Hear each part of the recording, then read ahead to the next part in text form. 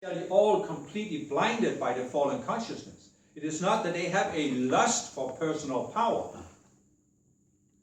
but they can only exercise power through their vision. And why have they made the effort to attain those positions of power? That was because they had a certain vision. It may not be a malevolent vision, but it is still an individual, subjective, limited vision. For this is the only thing you can have while you are an embodiment. So the people are not necessarily exercising power in a way you would consider them evil or manipulative. They are in many cases doing what they think is good, and they are doing it to the best of their ability. But they can only do it to the limitations of their vision. And it is almost impossible to want to have a position of power without thinking that you know better than the people how the country should be run. You may look at almost any leader in history, even those who have been fallen beings and who have later come to be seen as evil. You may look at Adolf Hitler, and everybody today clearly sees him as evil, or I should not say everybody, but the majority, for some still idolize him. But nevertheless, he still thought he was acting for the betterness of society and even mankind. So you see, everybody who strives for a position of power thinks they know better than the people how the country should be run. But what is the foundational, the essential idea behind democracy? It is that nobody knows better than the people how the country should be run. That is the essence of democracy. So, back to my starting remark about representative democracy. Why was it necessary to have a phase where there was representative democracy? Well, it was for practical matters mainly. There was no communication. Most people were not educated. Many people could not even read and write when the first democracies came into being. And that makes it very difficult for the people to know enough about society to make decisions, informed decisions. At the same time, there was no way to communicate and get all of the people who lived isolated out in the country to actually vote for a certain issue. Therefore, it was the practical solution to every 4 years or so have an election where the people elected representatives that then took up their positions in parliament and enacted the laws that the country had to follow. The weakness of the system is, of course, that it almost inevitably creates a power elite. Surely, some people may not be elected at the next election, and there may be a changeover. But there will be an elite of elected representatives who have made it their life goal to be in office, and who therefore will do anything they can to stay in office, and therefore they form an elite. There will also be an elite of people in business, even in the forms of government, who are not elected representatives, but have positions in government, who also form a power elite. And in many cases, again, it is because they think they know better.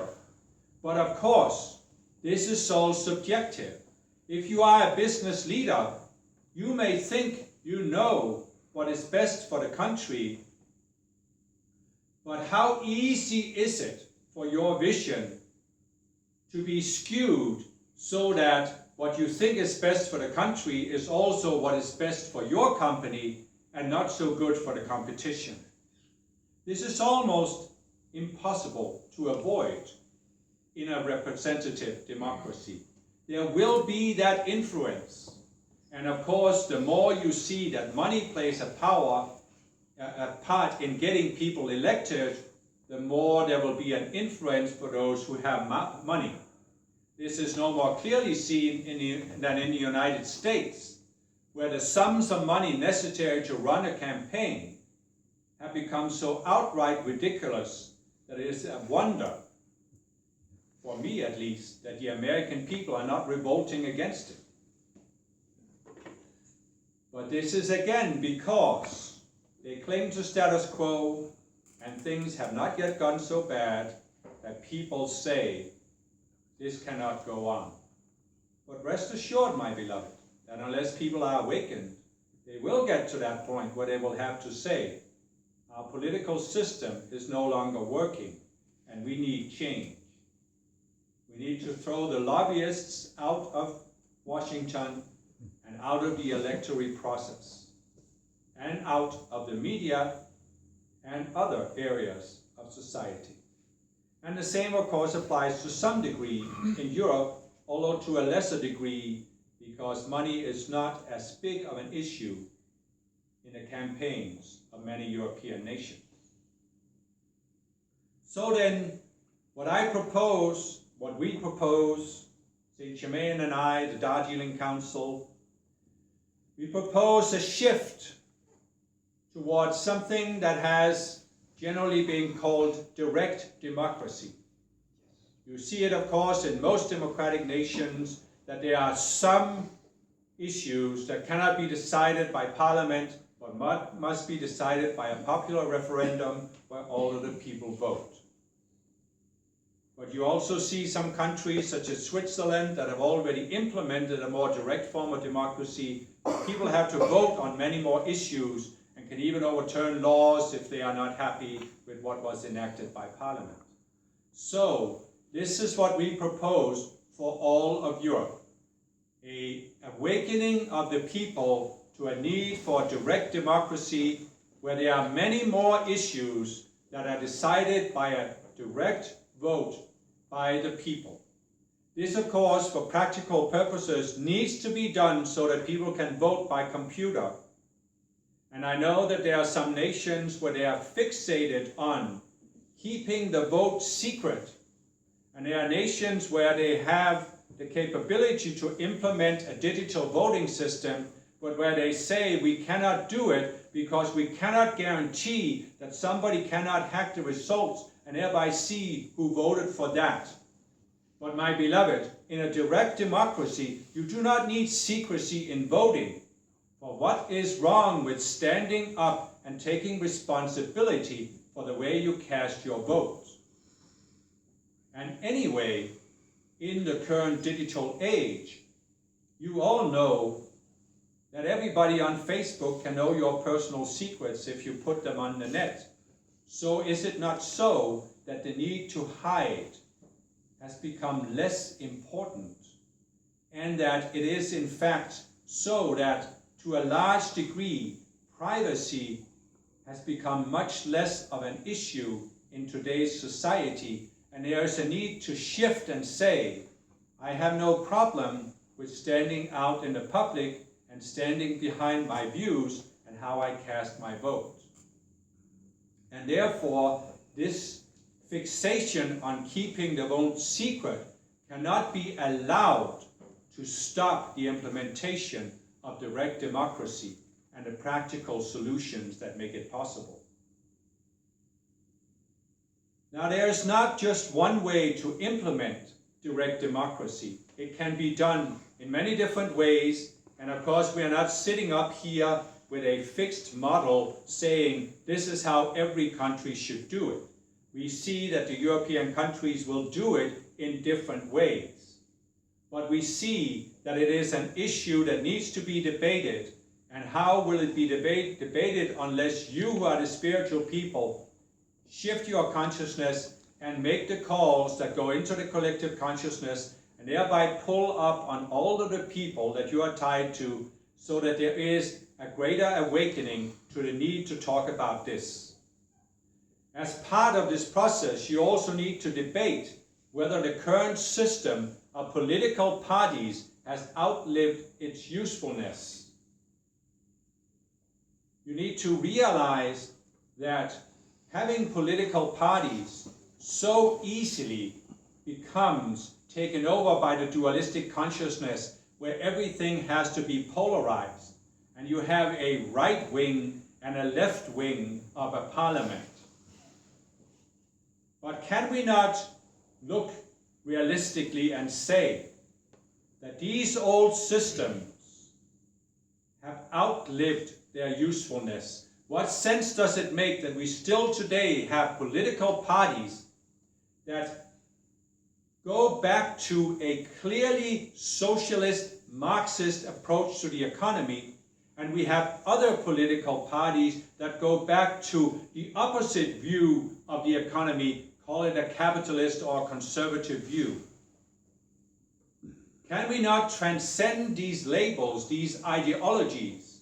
Can we not realize that when the Soviet Union collapsed, the world saw the death, the end of the age of ideology? And what we are moving into now is an age where it is not a matter of ideology. It is a matter of what Mother Mary has called the wisdom of the mother, where you look at what works and what does not work. It does not matter that we may have a fanciful ideology that says that ideally the economy should work like this, if we can actually observe that the economy does not work according to theory. When do we then say the theory has to go if it does not conform to observation? Can we not then adopt this scientific approach sponsored by Saint Germain and say, let us look at what works and get rid of all the ideologies, because truly it should not be a matter of that the economy works one way if you're on the left side of the parliament and another way if you're on the right side. The economy is the economy. There are certain principles, they work this way, and it is just a matter of acknowledging it instead of wanting to force the world into a perception filter based on ideology. It is better to actually adjust your perception filter based on how the world works instead of how some fallen beings thought the world should work. You could, of course, also seek the help of the Ascended Masters, and we will also give you a vision not only of how the world works now, but how it could work. But I am not asking for the majority of the people to come to this point in the near future, because I know that is not realistic.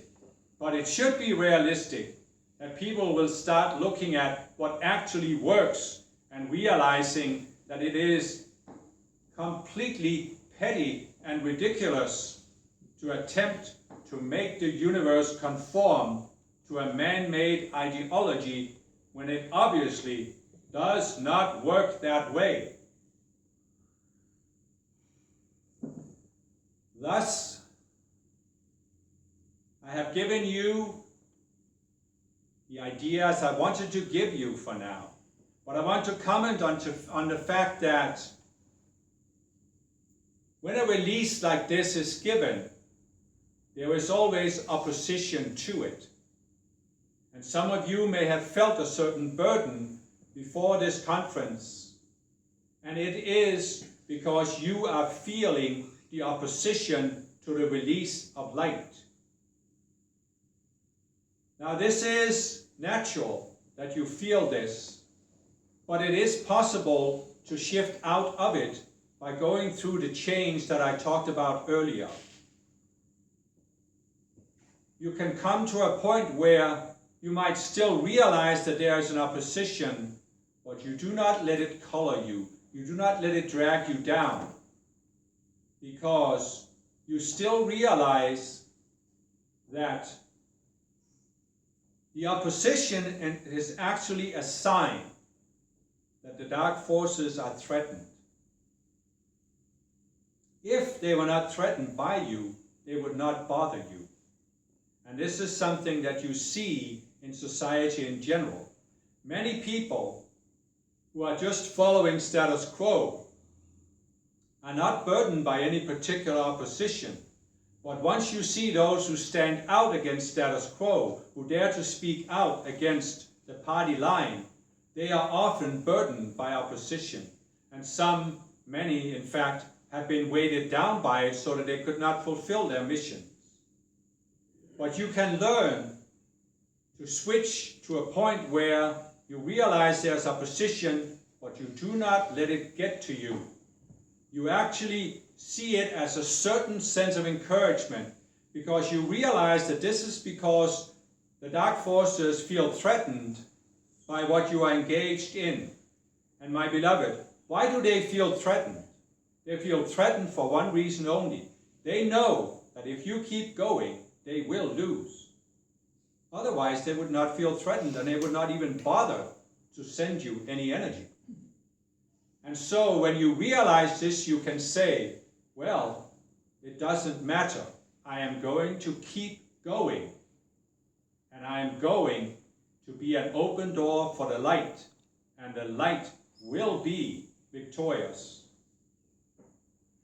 You see, my beloved, we were winning from the beginning. There is no question at all that the Earth and all other planets in the universe that are still at a lower level will be raised. There is no question about it. It is inevitable because the Earth is not an isolated planet. It is connected to all of the billions of planets that have already entered the upward spiral to a point of no return where it could not be turned back. And the Earth is being pulled up by all of these planets. And they are being pulled up partly because there are people in embodiment on Earth who have in the past embodied on these planets that are now firmly in the upward spiral. And through your presence here, there is that pull from the planet you came from. And it is pulling up the Earth. The dark forces cannot win. They cannot win. It is only a matter of how long they will be allowed to influence people's perception, because people are still clinging to status quo. They do not want to be awakened. They do not want to come up higher. They do not want to be aware. They do not want to be conscious. You, of course, all know this, perhaps from your own experience when you first found the path, of how it could be overwhelming to suddenly know more than you knew before. But you also know it when you talk to other people and you see that they cannot handle getting so much information that is beyond their current image of the world. But nevertheless, you need to realize that the dark forces can only influence people on a temporary basis. And there is no question that their influence on this planet is being reduced at a rapid pace. And the reason for this is that there is now a critical mass of people in embodiment who have locked in to a new spiral, a new era, the Aquarian Age, and the leadership of Saint Germain. Many of these people have not heard of Saint Germain, but they have still locked in at inner levels to the winds of change. And you see, my beloved, we have said many times that we respect free will.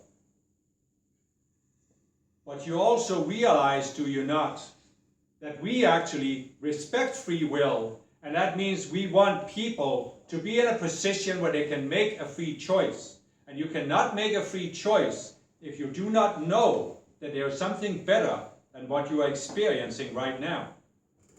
And therefore, it is not a violation of free will to give them that vision. The fallen beings are violating people's free will by making them think that they have limited options, that they could not choose anything different. But that is not what we do. We give them the vision that there is something, and then we let them choose freely. And you do the same thing. We're not asking you in your minds to go out and want to force other people to come into the Golden Age consciousness. But we are asking you not to limit yourself in how, first of all, you enter the Golden Age consciousness, but also how you express yourself and be yourself. See, you are an embodiment. You have individual free will. You have a right to enter the Golden Age consciousness. You have a right to express that and to demonstrate it to others. This is not violating their free will. It is exercising your own free will. I cannot force people, for I am an ascended master. I'm not asking you to force people either, but I am asking you not to force yourself to shut yourself down in order to avoid disturbing others, for they have a right to be disturbed.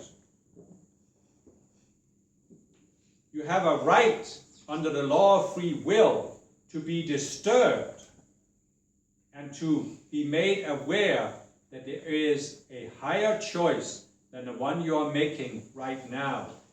You do not have a right under the law of free will to remain ignorant. Ignorance is not a right. It is not a natural state. It is an artificially manufactured state created by the fallen beings. That is why you do not need to respect people's desire to remain ignorant. You have a right to express who you are and what you have come to see.